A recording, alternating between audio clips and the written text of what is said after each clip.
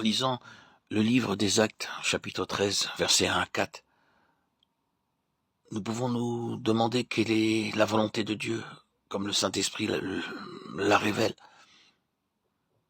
Elle tient en quelques mots, mise à part par le Saint-Esprit. Voici la note dominante du message du ciel.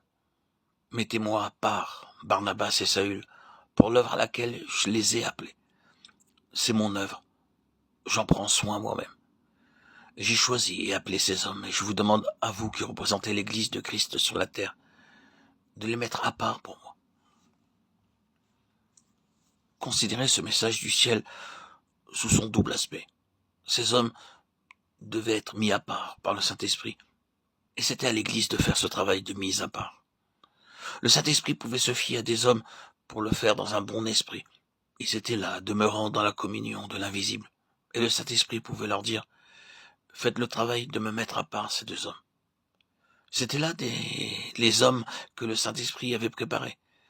Et il pouvait dire d'eux qu'ils soient mis à part pour moi. Nous en arrivons alors à la racine, à la vie même de nos besoins, comme ouvriers du Seigneur. La question que nous posons est celle-ci. Que faut-il pour que la puissance de Dieu repose sur nous avec plus de force, pour que la bénédiction soit répandue avec plus de force, pour que la bénédiction soit répandue avec plus d'abondance parmi ces pauvres gens et ces pécheurs qui périssent parmi lesquels nous travaillons? Et la réponse du ciel est celle-ci. J'ai besoin d'hommes mis à part pour le Saint-Esprit. Qu'est-ce que cela signifie? Vous savez qu'il y a deux esprits sur la terre. Christ a dit en parlant du Saint-Esprit que le monde ne peut le recevoir. Paul a dit, nous n'avons pas reçu l'esprit du monde, mais l'esprit qui vient de Dieu. Voilà le plus grand besoin de chaque travailleur.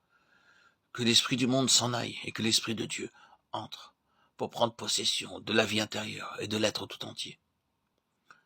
Je suis sûr qu'il y a des serviteurs de Dieu qui crient souvent à Dieu pour que le Saint-Esprit descende sur eux, comme un esprit de puissance pour leur œuvre.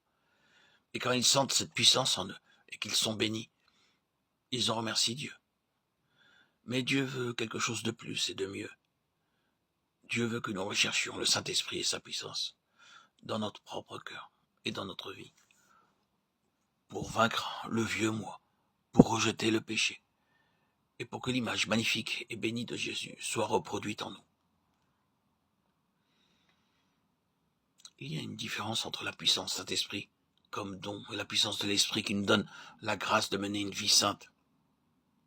Un homme peut souvent posséder une mesure de la puissance de l'Esprit, mais s'il n'a pas une grande mesure de l'Esprit en tant qu'esprit de grâce et de sainteté, cette lacune sera apparente dans son travail. Il peut être le moyen de conversion, mais ne saura pas aider les autres à s'élever à un niveau plus haut de vie spirituelle. Et quand il viendra à disparaître, une grande partie de son œuvre périra avec lui. Mais un homme qui est mis à part par le Saint-Esprit est un homme qui s'est donné pour dire, Père, que le Saint-Esprit ait plein pouvoir sur moi, dans mon foyer, dans mon caractère, dans chaque parole de ma bouche, dans chaque pensée de mon cœur, dans mes sentiments à l'égard des autres. Que le Saint-Esprit ait les pleins pouvoirs. Est-ce cela qui a été le désir le plus ardent et l'alliance de votre cœur avec votre Dieu, d'être un homme ou une femme mis à part par le Saint-Esprit? Je vous prie d'écouter la voix du ciel. Mettez-moi à part, dit le Saint-Esprit, Barnabas et Saül. Oui, je répète, mis à part par le Saint-Esprit. Que Dieu fasse que cette parole pénètre au tréfonds de notre être pour nous donner. Et si nous découvrons que nous ne sommes pas sortis entièrement du monde, si Dieu nous révèle que la vie propre, la volonté propre et l'exaltation du moi sont en nous, humilions-nous devant lui. Nous avons besoin de prendre du temps pour nous humilier devant Dieu et pour demander à Dieu que Dieu lui-même nous humilie sous sa puissante main.